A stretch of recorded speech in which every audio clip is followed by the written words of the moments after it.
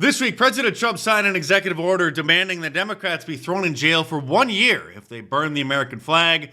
The lunatic CEO of Cracker Barrel finally got the hint and not only abandoned plans to change the company's logo, but also quietly deleted their pro-LGBTQ pride sections on their websites. And another white woman is suing her former employer for discriminating against her for being white. Stay tuned and subscribe if you're new here. I'll get into it all. The executive order is actually only a half-truth. And I said Democrats going to jail for burning the flag. I mean, I guess it's anybody who burns the flag, but of course Democrats, the Marxists, are the only ones who do such a thing. But actually, he's trying to kind of do two things here. He is trying to use a loophole or thinks he sees a loophole in the law. Also, just baiting Democrats, trolling the lunatic Democrats into actually doing that to display to the normal Americans how crazy they are. Back in 1989, the Supreme Court ruled that burning the American flag is, and in my opinion, should be considered free speech. We want the Democrats who feel like burning the American flag to come out in the public and do that. Please identify yourselves, you Marxist scum. But this executive order doesn't criminalize burning the American flag. It basically directs attorney generals to prosecute people who were committing crimes like rioting and looting, like the Black Lives Matter protesters, while burning the American flag, to then have an extra penalty put on top of it. It will be ruled unconstitutional if it goes to the Supreme Court. It doesn't matter. This is President Trump baiting the Marxist Democrats into showing how un-American they are. And on cue, one immediately went outside the White House and lit one on fire, screaming at President Trump through his bullhorn, and was soon arrested. But not arrested for, quote, burning the American flag. He was arrested for setting a fire in a public park.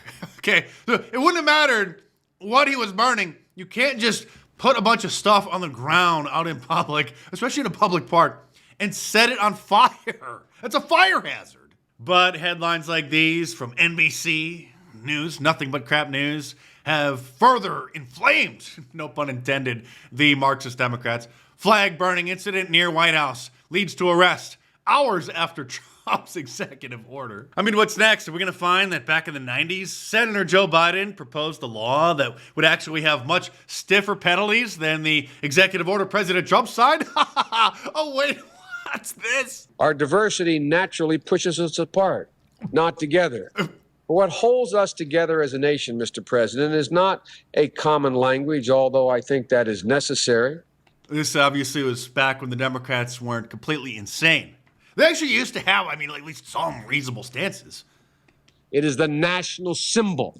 The reason it is worth preserving is because it unifies this diverse nation.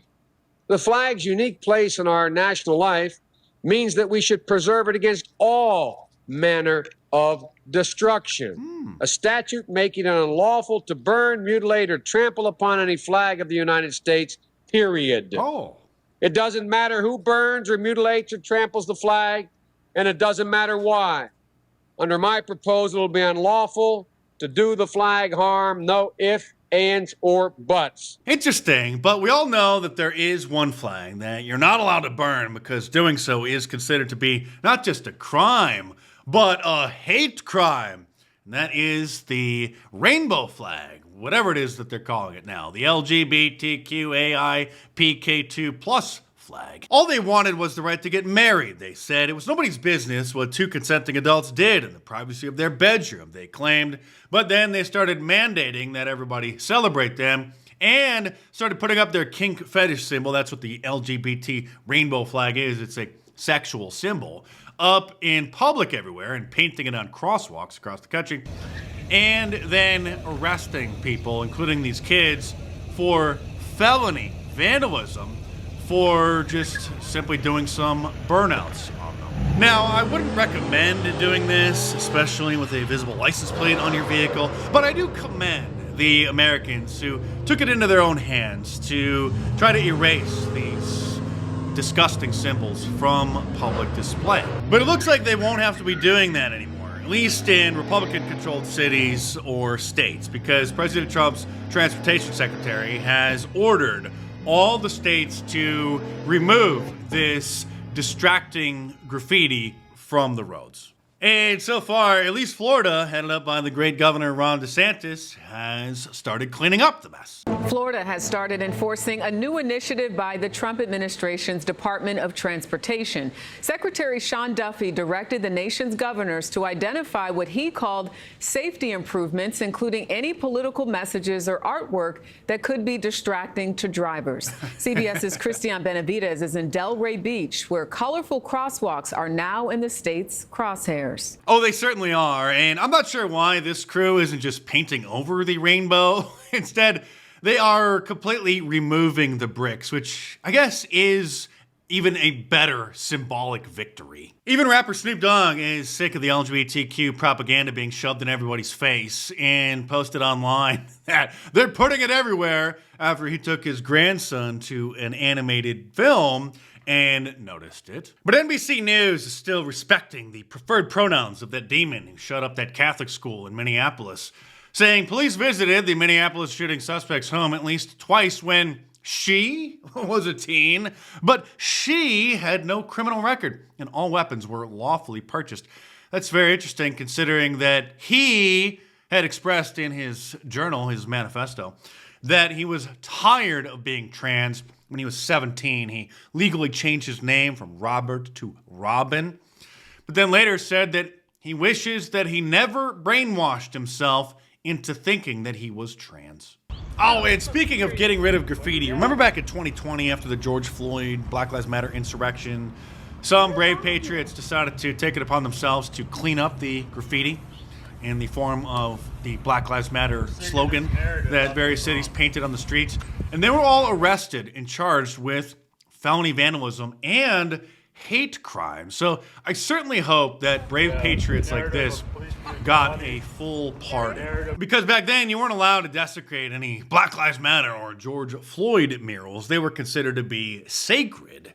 And the Proud Boys were arrested and sued civilly for tearing down a Black Lives Matter flag during a march and then burning it. It was on the side of a church, which technically is vandalism and theft, okay? I mean, they did break the law there.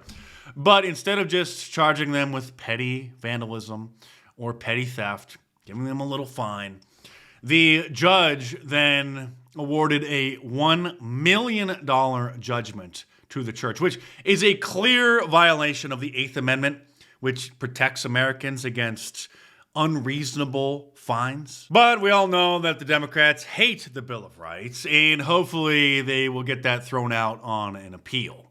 And we have another case of a white person standing up for themselves after getting discriminated against, which a lot of people want to do, but they don't have the financial resources to get a lawyer to do this.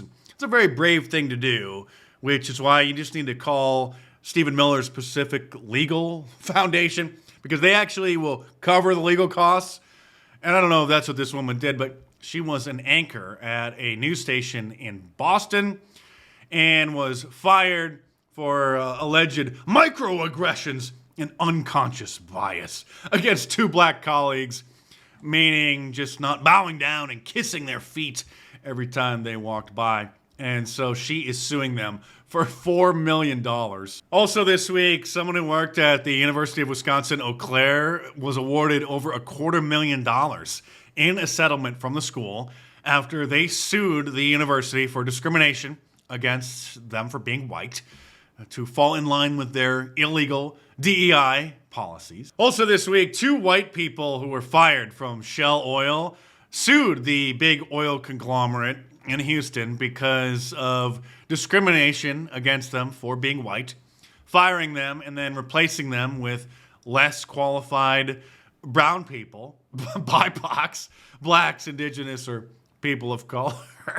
And let's not forget about the whopping $25 million judgment that was awarded to a white woman who was fired from Starbucks because she's white in order to try to make the corporation look like they were making amends for arresting 2 black people who were loitering there, and then when the police came and asked them to leave, they wouldn't. So we're making some progress in the culture war, finally. We're no longer going to have to see those gay rocking chairs outside of Cracker Barrel, and the anti-white, DEI-obsessed whack jobs are on notice that us white people are no longer taking their discrimination against us quietly, and instead we're not just speaking out against it, which of course we've been doing here on this channel and in the comment section for a long time, but finally the normie, mainstream conservative hosts have had enough, and it's become safe for them to talk about it. But also now white people are suing and winning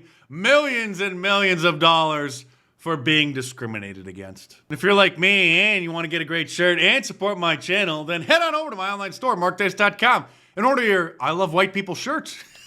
Or your Operation Mockingbird shirt, which is one of my favorites, or any of my awesome designs, all available in a t-shirt, long sleeve, and a hoodie, and a whole bunch of different colors as well, and women's cuts and tank tops. I know summer's kind of winding down, but you can still get them if you live in a warm climate. So head on over there or click the link in the description below and check them out.